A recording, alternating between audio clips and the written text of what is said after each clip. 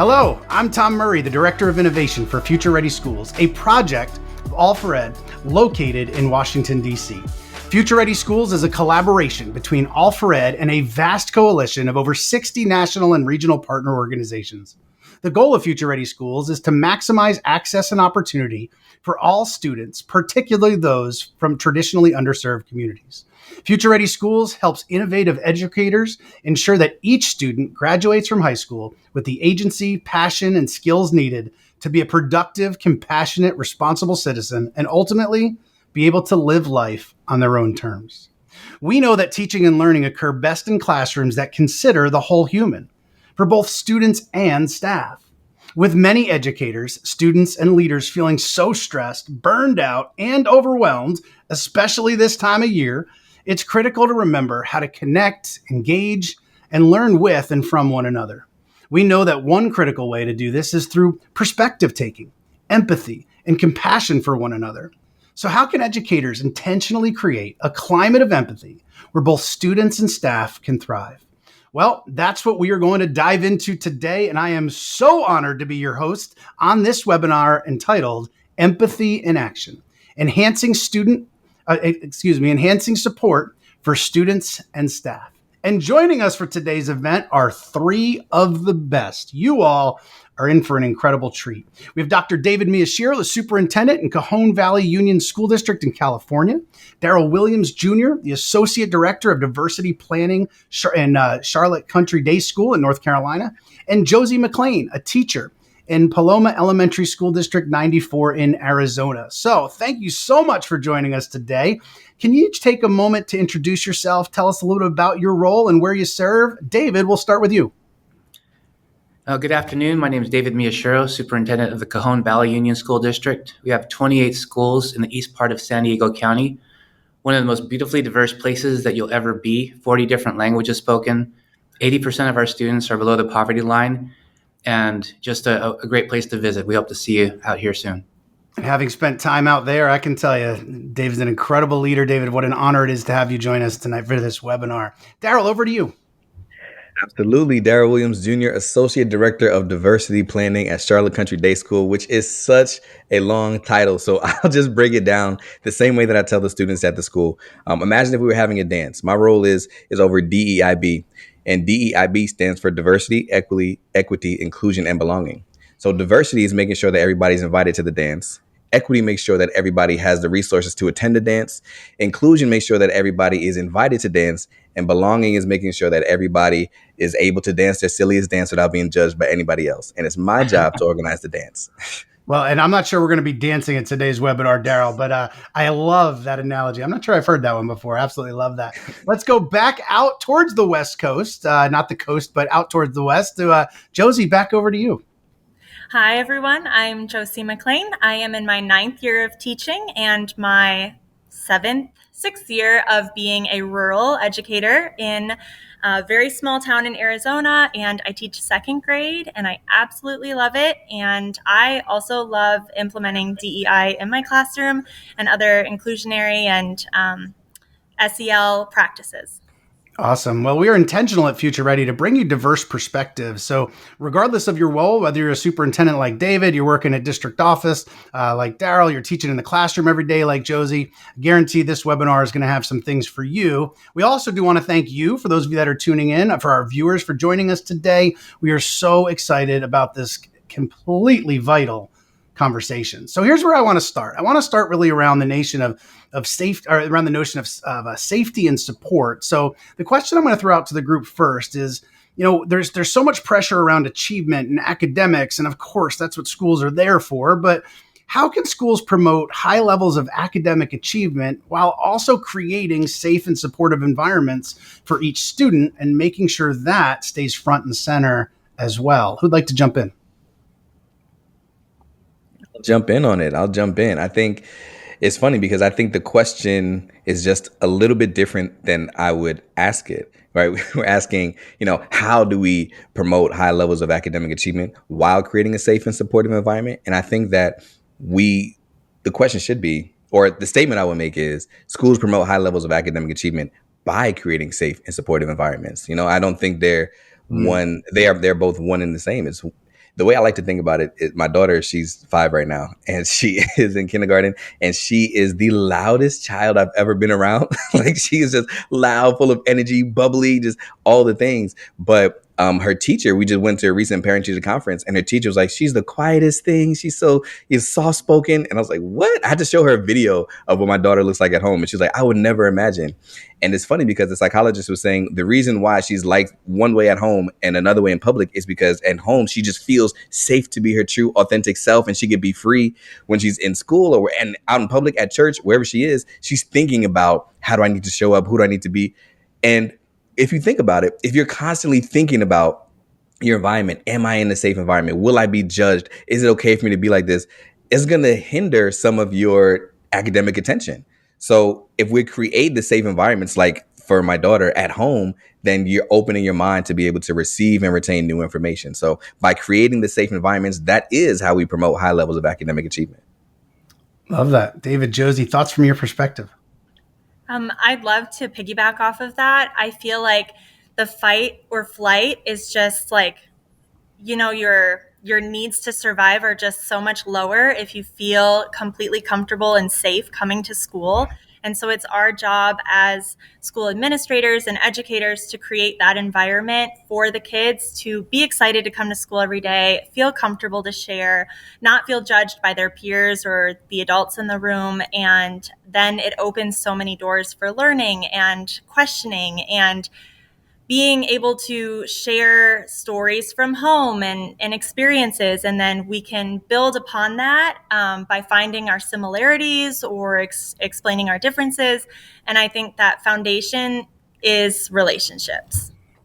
Well said. David, I'm going to pump something up here on your end. I'm thinking back to seeing you lead and being on site. And you talked about one time about your motto of what you share. And I think that gets to the heart of this here. And maybe that's a good lead in for you. Our vision is very clear: happy kids and healthy relationships on a path to gainful employment. That's our vision statement. So it used to be this big jargony paragraph in the back of the boardroom. Very clearly now, happy kids engaged in healthy relationships on a path to gainful employment. And that vision really came in conversations with employees, with parents, and even kids themselves about, what do you expect out of your experience here? What would be the best case scenario? And I started my career in kindergarten. So I taught 6 years of kindergarten. And it took me a few years to get a strategy to help parents leave on the first day of school, right? They're standing in the doorway, and then the parents start to cry, and then the kids start to cry. Just go home. They're going to be fine. Trust me. If they're still crying at 10 o'clock, I'll call you at recess. But that trepidation of leaving your child entrusted with an adult for maybe the first time is an indication of what parents want. They want safety. Are you going to take care of my child? Is my child going to be known and have friends and have someone to eat with at lunch? And are they going to care about him or her when they go to the restroom? Like, what's going to happen? And I think that we take for granted that schools will be safe, and we have to be very intentional about our high expectations of the culture and the behaviors that we expect, and very clear about those two in communication with our families, our students and staff. And I think that that's going to be a lot of what we talk about in this webinar. Absolutely. And Daryl, you really kicked that off by kind of reframing the question, and really appreciated your thoughts on doing so. When I put my own father hat on, the same thing. When I think about it for my own children, when they get off that bus, what's my biggest hope from that day? It's, for me personally, it's not that math score or assessment that they took. It's, how they doing? Did they have a good day? Did they connect with friends? Are they doing okay holistically, right? And so I think that was a great and very valid point. One of the struggles as we work at Future Ready with so many educators all across the board, we constantly hear about this notion around burnout and teacher burnout. And, we're all active on social media, see things on social media, and we constantly are seeing things around burnout. So with so many educators feeling overwhelmed, what strategies or systems can school and district leaders implement, or Josie, classroom teachers from your lens there as well, to support staff well-being and resilience in their community? With all those pieces on, all the burnout, all people feeling tapped out, especially this time of year, what can school and district leaders do? And Josie, what can classroom teachers do from your perspective to support it within their school community? So who wants to start on that one? I could start from the classroom perspective. I will say that our administrator does such a fabulous job of supporting us. If we need a break, she will step in and she will support and encourage us to use personal days, sick days. Like, it's okay. I mean, we want our kids to be healthy and happy, but that starts with us as well. So if we're preaching and teaching SEL in the classroom for our kids, we need to start with ourselves and lead by example. And so you need to know your limits, and you need to know when to say, I need to take something off my plate, or I need someone to step in and help support, or I need to take a day off for myself. And the other thing that I try to do is never take work home with me, which is much easier said than done, especially as a primary teacher. But that is something that I just have to create boundaries for myself and discuss those with my staff members and administrators, and they respect that boundary. Yeah, and that guilt can be so real, right? When there's always Oh, something yeah. more to do, there's always things you can improve, always things you can work on. That guilt can be so real of like, but at the same time, we can lose our families in the process if we're not careful because they deserve our best as well. Daryl, over to you. Love your follow up from your perspective on that as well about addressing burnout and what we can do there. Yeah, I like don't get mad at me, but I feel like I feel like I have to change the question again. Well, not change the question, but I'll put it like this. I think the question that you asked is a question that a lot of good leaders ask. Like they ask that question, what can we, because it's not a secret that there's burnout and stress and overwhelm. I released a book about it last year, but a lot of district leaders and superintendents are starting to ask that question: what can we implement in order to support staff well-being? And I think a better question to ask are, what are some things that we can stop doing in order to support staff well-being? We keep looking for the things that to add on, to keep looking for the things to implement, keep looking for the things to do, but we're just adding more things onto the plate. But how often do we do an audit of things that we can stop doing? Like, can we get rid of it, having this standard, or can we get rid of not this standard like the school teaching standards? I mean, like this expectation. Like, can we get rid of this procedure, this protocol? Can we replace this with something more efficient instead of just continuing to look for things to add on to it? And I think that is a question that we should ask a little bit more. What are some things that we can stop doing? What are some things that may be antiquated? Some things that might be outdated? Some things that we can move on from? And I think if we start taking some things off of teachers' plates, then we'll start to reduce a little bit of that stress and overwhelm. Well said. David, from your lens as the superintendent. Yeah, what comes to mind is each year we negotiate our healthcare rates and the packages that we give to our employees for their healthcare benefits. And Viva, who's our provider, provides all these incentives to employees if they will attend 2 of the yoga classes a week, if they'll implement one of the dietary practices, if they will attend a health screening and do an acupuncture session. There's all these things that are in place that incentivize employees to do these things, and they get a break in their benefits.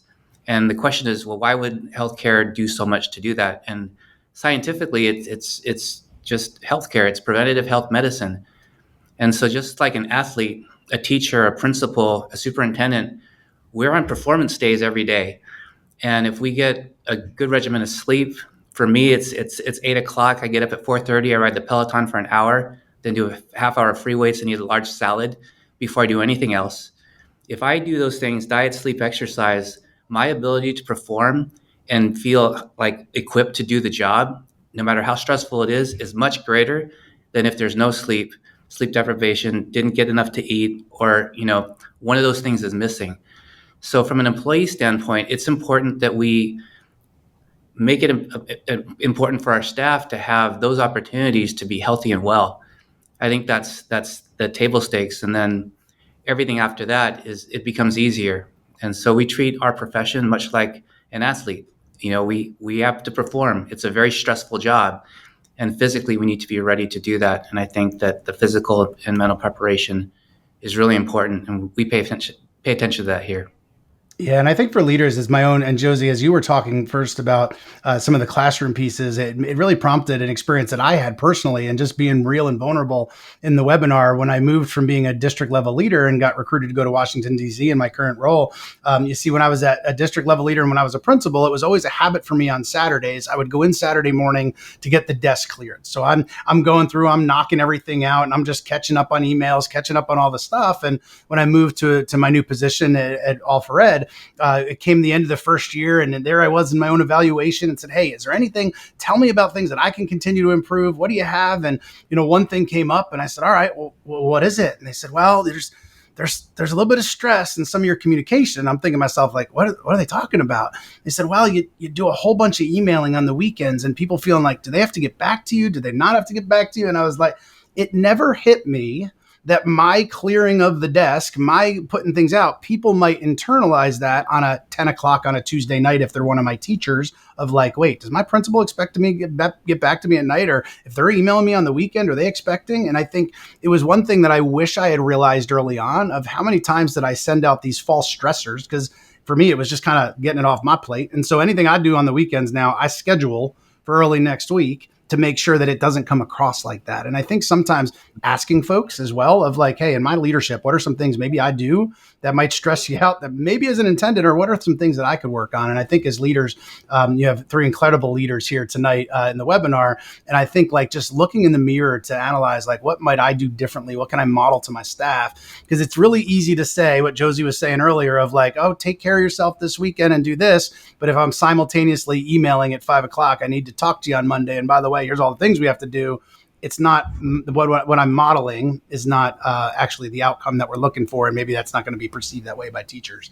And so, what a vital piece, David. At the end there, I want to take what you were saying at the end around stress, and stress is certainly that is paramount. You talk to so many educators. On one hand, I believe we've got to choose our lens each day. I think making sure that we're hanging with folks at school that have more of a positive outlook or mindset does certainly help there, as opposed to some cycle of negativities some folks can find themselves in. But stress is very real, right? Stress, and there's stress from the outside, stress from political stresses on the outside, stress from a board, stress from a boss. How do we see these ripple effects playing out with our kids if educators aren't in the place, regardless of the role, that they need to be? And what steps can educators take to help break that cycle, regardless of the role they're in? Daryl, I'm going to start with you on this one, so you can change the question in any way that you want, my friend. Because I don't need to change the question this time. So I was just going to sit back and let everybody else speak. But I do think that I don't know how much people see the link between the educator's stress and how it relates to students. As an administrator, I can clearly think of different teachers in my building right now. And there's one teacher that I always don't want to say make fun of, but I always laugh and joke with because of this exact thing. So she is very bubbly and very like huggy and smiley and happy-go-lucky all the time. And when I'm having a bad day, like I just go into her classroom. Like I'll go, or it doesn't even have to be a bad day. Sometimes I'll just start off my day just going into her classroom. She teaches first grade. I'll go in there, and as soon as I walk in, they're like, Mr. Williams. And they're like getting up out of their seat and running over, high-fiving and fist bumping. And then she has to be like, okay, go back to your seats, right? And then there's another teacher that is very straight-faced, very calm, very right. And when I walk into her classroom, students are kind of like timid, scared. They look at me, but they don't necessarily get up and run. And I always ask myself the question, why is it that in this classroom, they always greet me with warm and love and care? Because that's the teacher. That's who she is, right? Like that's the energy that she gives out, and they've just received that. So if you can see that happen so clearly with positivity and energy and love, and like you can see that happening in her 7-year-old students, the same thing is said to be true for those that are stressed. If you're stressed and you're flustered all the time, that energy is what you're giving to your students, and they're receiving that stress and that fluster, that nervousness, that anxiety. So the thing that teachers have to do and have to be careful of is, I'm going to say this one quote that my friend Chris Lacey said, and it stuck with me and it was amazing. And I told her the first 10 times that I say it, I'm going to give her credit. But after that, I'm going to pretend like it was my quote. But she told teachers, she said, my wellness is my responsibility.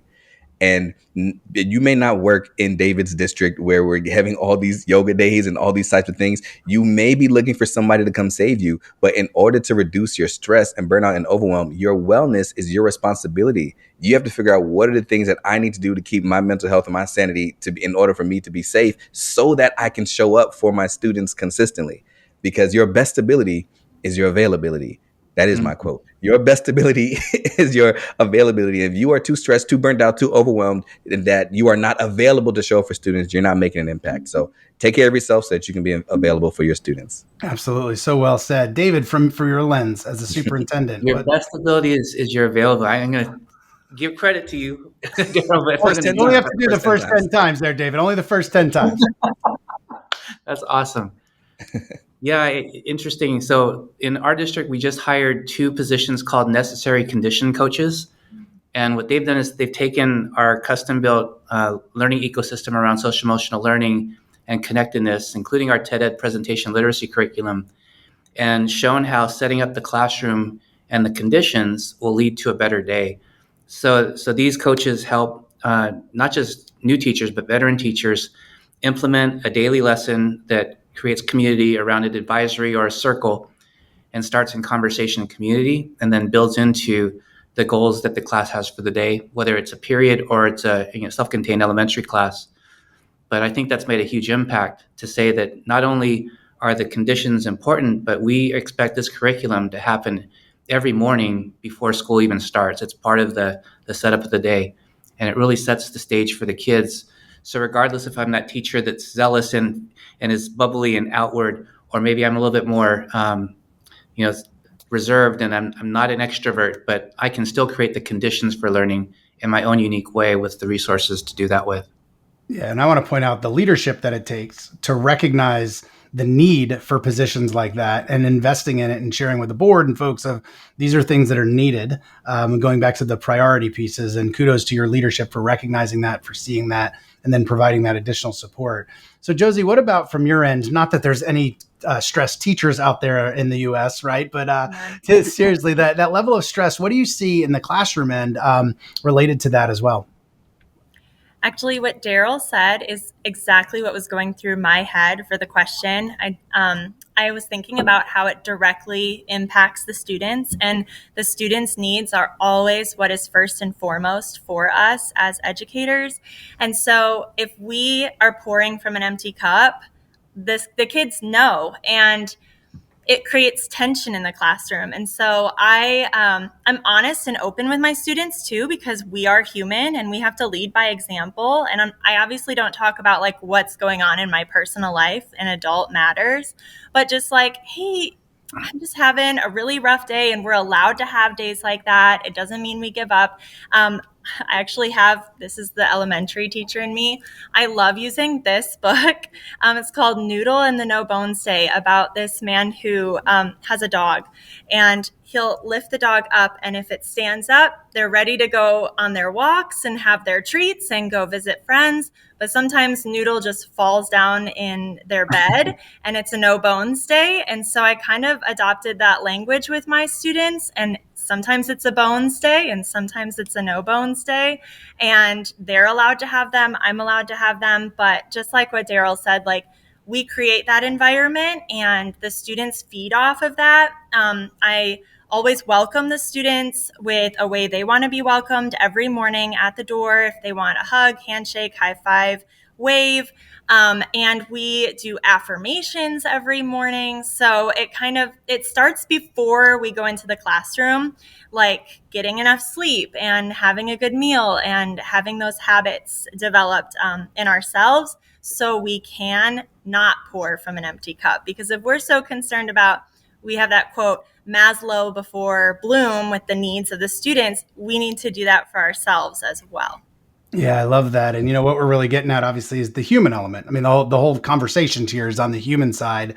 So Josie, you started diving into some just everyday strategies, everyday ideas. So what are some small, intentional actions that educators can take every day to foster those types of connections and understandings with their students and with their colleagues that really do make a big difference. So other ideas, strategies, tools, resources, some of those pieces that we're doing, because I want to be really be future ready. We always want to be practical, right? Like give us some things we can do, some strategies we can try tomorrow in the classroom or as superintendents. So what comes to mind there as well? David, I'm going to start with you first on this one. Well, first, Josie, we're hiring, so we would love to see you out in Cajon Valley. I'll You're keep that perfect in for our mind. culture and our district. But the reality is that as much as we want every teacher to be doing what Josie's doing, having a personalized fist bump or a greeting and the conditions that she's created, it's hard to make that systemic where it's every classroom, every grade, every teacher. And that's really the leadership of the administration, because at our middle schools where we have every middle school teacher out when the bell rings, high-fiving, making connections with kids, you don't have fights. You don't have, all the things that could go wrong at a middle school during unstructured time. It's very structured and it's very intentional to connect. And it's easy to see data around that too. So I think that taking those practices that Josie's talking about, amplifying them on Twitter, but then from a district level or school level, Daryl, we have to make that an expectation for all. This is every student's going to get that experience when they walk out the door. And before the bell rings, everyone's going to feel like they've talked to somebody that cares about them at their school. It has to be a goal. Yeah, I love that. Daryl, thoughts on this one? Yeah. On the empathy part of it. Yeah, strategies, resources, tools. I mean, again, this is a conversation we could talk all night for sure, or all afternoon, I Absolutely. should say. But taking a look, what do you think? Yeah. It's really important to make sure that there is that empathy piece, and I know, me, I'm always a story guy. So I was just sitting here thinking about an example. Last week we were just in Denver, actually, at a conference, and we brought some of the students. And the conference was a people of color conference. As you know, I'm in an independent school, and our schools are typically majority white, about 78% white, 22% people of color. So the conference is just for people of color to come and kind of get together. And inside the conference, they also have affinity groups. So they may have an African American group, they may have the Asian American group, they may have an LGBTQ group. So they have a whole bunch of different affinity groups. And the students were there and they took part in the group. And when we were leaving, we were debriefing with the students. And there's this one student that was assigned female at birth and currently uses they them pronouns. And in speaking to this student, they were just in tears and trembling while asking the question, how did you feel about this experience? And their response was, I just don't want to leave. And I asked, why don't you want to leave? And they said, because this was the first time I've ever felt like I've been seen and I can just be myself. I don't want to go back to school because I know when I go back to school, nobody's going to see me like I'm seen right here. This literally happened on Friday of last week. And the reason why I say empathy is so huge and so important is because that student is walking our campus and walking through the building every single day, feeling as if nobody sees them. And although you may not understand their situation, although you may not have walked in their shoes, what empathy says is, I may not have experienced what you are experiencing, but I see you and I feel you and I'm here for you and I support you. And that is what, from the student's own mouth, that is what they're looking for. Right? They're just looking for people to see them, because I know teachers that avoid communicating with this student because I don't want to say the wrong pronoun, or if we could be honest, for some other reasons why they don't want to communicate with the student. And the student notices that, like, they see that and they don't feel as a part of the community. So the empathy says, I see you, I'm with you, I support you, and we're going to get through this together. Yeah, that empathy is such a key piece. So let's talk from the classroom end, Josie, of those small intentional actions that we can do. What does it look like in practice on a daily basis, or what resources do you pull in to give you ideas to be able to support your students in this area? Yeah, coming from a rural perspective, we don't have a lot of resources. We rely a lot on grants or funding. So for a long time, we didn't have a school counselor, and that was kind of also the role of the classroom teacher. So, like, one of the big things that's a priority for me is that students have an adult that they trust, that they can go to about things, whether it's me that they're stuck with all day, or the principal, or the teacher down the hall, or their former teacher, or a counselor if we have one. So having those like check-in buddies and making sure you have intentional relationships, like not I'm here when you need me, it's how was your weekend, and making sure you continue that relationship throughout the year. And also, I think about how it takes 40 days to develop a new habit. And so, sharing my journey of trying to develop positive habits that decrease burnout and stress, and then sharing those with my students. But empathy is, like you said, the biggest thing. And so, the specific things that I like to do are affirmations every morning. I think I mentioned that. And just giving kids time to share. There's not always a lot of time for that. And everyone wants to be heard and wants to be seen. And so, with my unique position of being such a small class in such a small school, we can have those really intentional one-on-one relationships and allowing every student to share. But that's just some of the things that we do. Awesome. And we'll dive into some other resources and tools because it's always a question folks are point me in the right direction. So we'll get to some more of those in just a little bit. David, I want to go back over to you. As the superintendent, with all the outside pressures on your shoulders as a superintendent, how can leaders ensure that district-wide initiatives are fostering this culture or climate of empathy and compassion at every level, from the classroom all the way up to the superintendent office? I think I shared this story in another conversation, Tom. We've been friends for so long. But I got to go to Google early in my superintendency, and we had a team there. We were one of the first Google Classroom districts. And Laszlo Bach, the chief human resource officer at the time, was giving a workshop called Rework. And basically the premise of the conference was, how do you make work suck less? And so all these executives in the room, lots of private industry, are all learning from Laszlo Bach. And then one critic said, you know what, you guys have free food, you have bicycles, you have dry cleaners, and pharmacy. Basically, your employees never have to leave work. You just want to get them to work themselves to death. And Laszlo said, I think you misunderstand. You see, our employees at Google are very busy. They have, they have to go to the dry cleaners. They have to get their pets taken care of. They have to do grocery shopping. We allow that to happen between 8 and 4 o'clock while they're here at work. So when they go home, they could just be with their spouse. They can play with their kids. They can do a hobby. We care about our employees that much. And that person sat down in shame, but then I ran to Laszlo. I said, how can we do this in public education where every dollar is scrutinized, where we don't have excess money to have free food for our staff and all kinds of like perks on the job? And he said, you know what, you have to think of it like Starbucks. Starbucks isn't in the coffee business selling to people. They're in the people business selling coffee. And it changes the way they approach the whole work. Their employees have discretion, their happiness matters, they're able to solve problems. They even pay for their employees to go to college and advance in their career. I said, how do you approach your work? And so I went back to our board and said, you know what? Corporate culture says that we have to invest, and it's going to cost some money to do that. And our board invested in culture budgets for our principals so they could spend it on food, fun, swag, togetherness, team building, all the things that really private industry does really well to have employee engagement. But we don't in public education or in the public sector, maybe per se. But by doing that, you make it okay for the principals now to do that for the teachers. And then for the teachers to look at their students like customers and how can I make your experience better? It changed the whole culture around what we're measuring. And it came down to the same thing for happy kids, healthy relationships, path to gainful employment. Are employees happy, engaged in healthy relationships with their peers and enjoying their employment with us in Cajon Valley School District?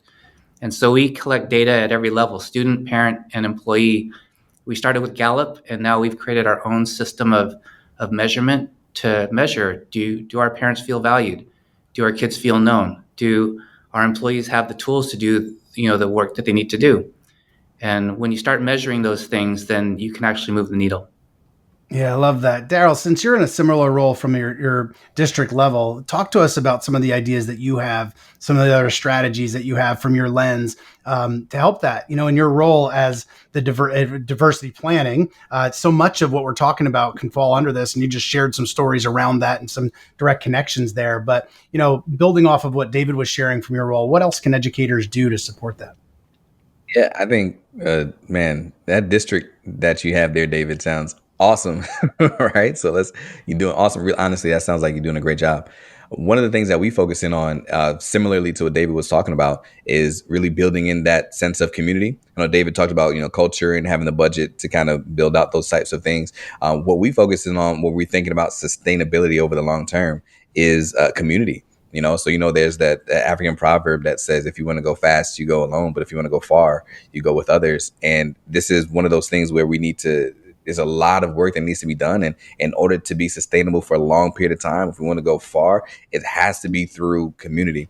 So while we're teaching and having access to curriculum and resources that are going to help with, diversity and inclusion and SEL and those types of things, we also need to be intentional about building in the community aspect where a teacher can be surrounded by other people that have similar mindsets. So there are going to be people of different places on the educational journey that'll come together. So you may have somebody who is like on the same type of grade level or the same amount of years of experience, while you're also in the community, you have some of the more experienced educators, while you also have some of the more younger teachers, right? So you want to build a community of a lot of different, a melting pot of different experiences that are all coming together for the common goal and that are working towards making this a long-term and long-standing fixture.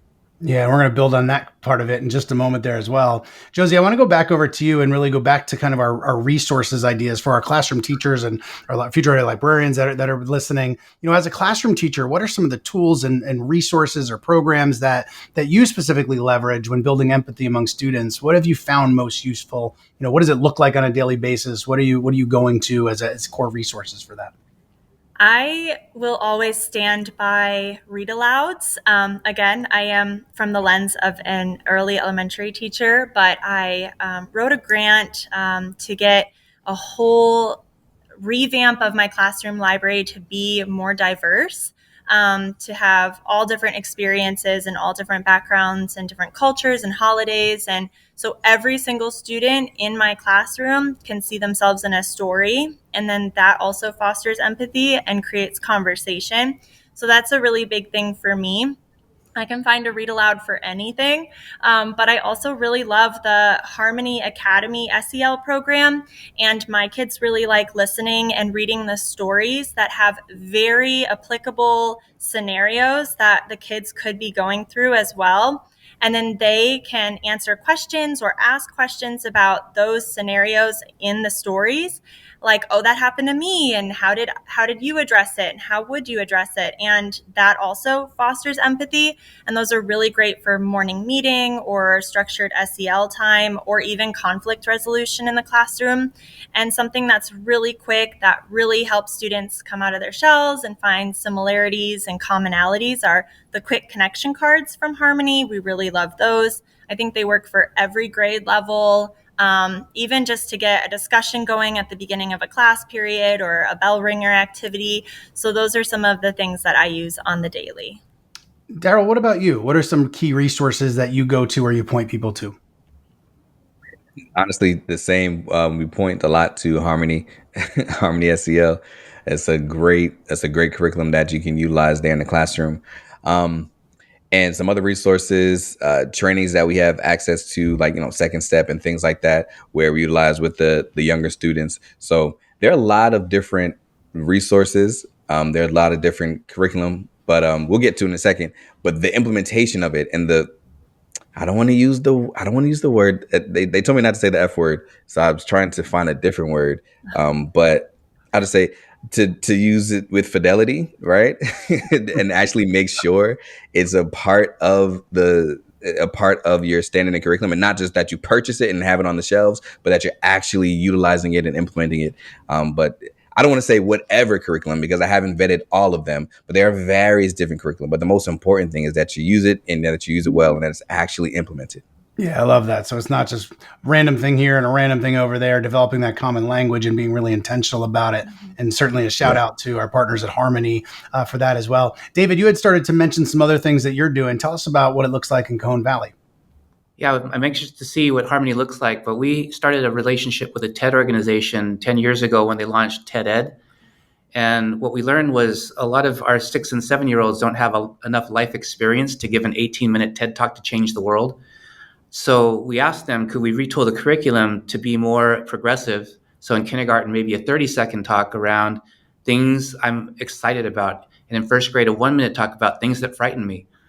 And so really helping them to tell their story in short bits of time where each other student in the class really gets to know the authentic selves of the other people in the room. And there's an activity in the necessary conditions where the kids say, what they're frightened by. I'm frightened by spiders because one time I had opened my, bedroom door and there was 10 of them scattering around, and I can't get that, sight out of my mind. It just frightens me to death. And then the kids would either say, "Me too," and they'd all come to the middle where the kid is, or they'd say, "Oh, not me." But everything that a kid says is validated by that group choral chant. And then each day it's something different, but our kids get to know each other in authentic ways. And much like Josie's class, they're telling their unique stories. And in a district where you have 40 different languages and students whose families were at war with each other months ago and are now living in the same community, in the same school, how do you avoid conflict? It's by getting to know each other and building community. And that's not easy. It takes time, intentionality, and repetition. Yeah, so well said by all three of you for sure. As we start to wrap up here, I want to ask kind of a long term vision. How do we fix this long term? And then just a practical piece of advice. We'll get to those two last questions. So, Daryl, a few moments ago, you talked about, fixing things, changing the system. So, just for the group, what are some key cultural shifts that schools can focus on to really make sure that this is sustainable, that it's empathy centered, and we're creating those types of environments for students and staff? So, Daryl, I'll let you kick that one off since you started to go down that path a few moments ago. Yeah, and I'm just gonna double down and stick with the community component of it. I think that is the culture shift that we can make, where I think we utilize the word community, but when I look at schools, I don't know how intentional all schools are with the building of the community. Community is not just people that work in the same environment. It's not people that are just, in the same school building, but how intentional are we about building an engaged community? So when we look at, I don't know if you're, I'm sure you all are. You guys are all young people, right? So you see a very common trend in social media and things like that, where somebody is not just a YouTuber, but they also now they have like a membership community where you can watch my YouTube or you can watch my Twitch or whatever. But also for $8 a month, you can join my membership community where you get access to exclusive content, things like that. But what creators are noticing is that people don't just want to consume content. People want to be engaged in a community that is like-minded individuals. We're talking about the same thing, laughing about the same jokes, and on the same mission towards excellence in whatever area that is. But in schools, if we're talking about long-term sustainability, how intentional are we about building an engaged community around empathy and SEL and things like that for our students? Are we just giving them the content? Are we just giving them the curriculum and resources? Or are we creating a party-like atmosphere where they want to be a part of this group for $8 a month? They're not going to pay, but they want to be a part of this group. We're like, man, you should see what we're doing with that in SEL and with empathy in our classrooms, right? But being really intentional about creating a community that people want to be a part of, that's what's going to lead to sustainable long-term growth. Love it. Josie, how about you? I think also an open line of communication that's ongoing and not like a one and done caregiver and teacher conference in fall and spring and call it good, but having that really strong foundation of a relationship from day one at meet the teacher night or open house, and saying like, we're on the same team, we want what's best for your child, and it's a team effort, so you can come to me for anything. And we have some family engagement nights at our school regarding like reading and math, and we have Also, I think it's important not just the community aspect with caregivers, but also the older students and the younger students, and coming together, because we're such a small district that not only are there a lot of siblings across the board of the levels, but we have teams made up from different grade levels during our field day. So we've got the older kids mixed with the younger kids, and we had buddy readers going for a while where the junior high students would read to the K2 students once a week, and have craft days around different holidays, celebrations. And so just across the board of ages and classrooms coming together, as well as the caregivers and the teachers. Awesome. And David, how about you? I'll lean back on you, Tom. We need Alphared and Future Ready Schools and other people in philanthropy and nonprofit to really lean into this work and give us some research. We measure happy kids, we measure healthy relationships, we measure vocational identity, but state of California doesn't recognize that yet. U.S. Department of Ed isn't asking to collect that data, and I think Future Ready, Alphared, and some of the other larger nonprofits out there can really force policy change if we start measuring and amplifying what's actually working in our schools. Absolutely. And I'll take that message back and take it throughout DC for sure. I completely agree with you on that. So last question for each of you. What's one piece of advice that you have? And thank you just for sharing so many ideas, so many practical takeaways. What's one piece of advice you have, no matter if somebody's a classroom teacher or a superintendent, that you have moving forward after this webinar? One takeaway, one piece of practical advice. What say you? Josie, we'll go to you first. Sometimes teaching can be really lonely, which sounds counterintuitive because we're always in front of a group of students, but they are not adults that we can talk to and confide in. And so we constantly have to be on for them all day, like our best, and put our best foot forward and put the smile on and be vulnerable and authentic, but also strong in front of our students. And so for me, as like small and trivial as it sounds, and being, let me back up that at my school, there's only one teacher per grade level. So I am speaking from my own experience, and usually our lunch periods are all at a different time. So I am a team of one and I eat alone usually. And so to find someone on campus that is a confidant that you can share your peaks and valleys with, and like a trustworthy person where it's like sometimes venting is necessary as long as it's productive and you move on and it's not about certain individuals. And so for me, it's finding someone that our families and friends outside of school do not know what we're going through. So finding someone on campus that's a confidant that knows exactly what you're going through is really important to me, because it's a good sounding board. Absolutely. Daryl, piece of advice you have? Yeah, I gotcha. I'm going to give you another Daryl quote that I just came up with just now, right here on the spot. Never said it before. Let's see how this goes, right? But, I've heard people, when you want to see how seriously somebody's taking something, I'm not a betting guy, but some people are, sports betting and things like that. And they'll say something like, I bet the Eagles are going to beat the Chargers, right? Or something like that. And then somebody might say something like, well, put your money where your mouth is, right? How much you're going to put up, because depending on how much you're willing to bet is going to show me how serious you are about that claim that you just made. So the quote that I'm going to say is not put your money where your mouth is, but put your time where your mouth is. And I'm saying that to districts because we're not just slinging around money like bettors, but one of the things that we are really strict with when it comes to the school day is time. Like, we don't want to waste time. We want to make sure we maximize instructional time. But when I say put your time where your mouth is, if we're saying that we are prioritizing SEL and we're prioritizing empathy and all these things, is there time allocated throughout the day for us to spend on these things? Like, is there a 10-minute advisory where we're going through a harmony lesson, right? Is there time built into the schedule? Because if you're telling me that we prioritize this, but I look at your schedule and there's no time allocated to being spent on developing these practices, then you're not really serious about it. So put your time where your mouth is, embed it into the curriculum, embed it into the school day, and spend some time developing the social and emotional learning for our students. Well said, Daryl. And I appreciate the Daryl quotes coming out of this webinar. That's for sure there as well. David, over to you. I'm going to close with the Daryl quote. My best availability is my availability. My best ability is my availability. There you go. I think you're right, Daryl. I think that if we approach each day as how many people can I help today? How many times can I say yes to somebody today? We have so much power in our role as teacher and director and building leader to either amplify or crush someone's hopes by the way that we respond to whatever they're going to bring to us, whether it's an idea, it's a favor, I have a person that's struggling. And what if we were the most available people in the world? Wouldn't that be wonderful, Daryl? And then had an abundance of yes. Love that. I'm going to steal that quote. My best ability, my availability. Yeah, and you'll only have to say it 8 or 9 more times, then you can claim it as your own. That's the word on the street, right?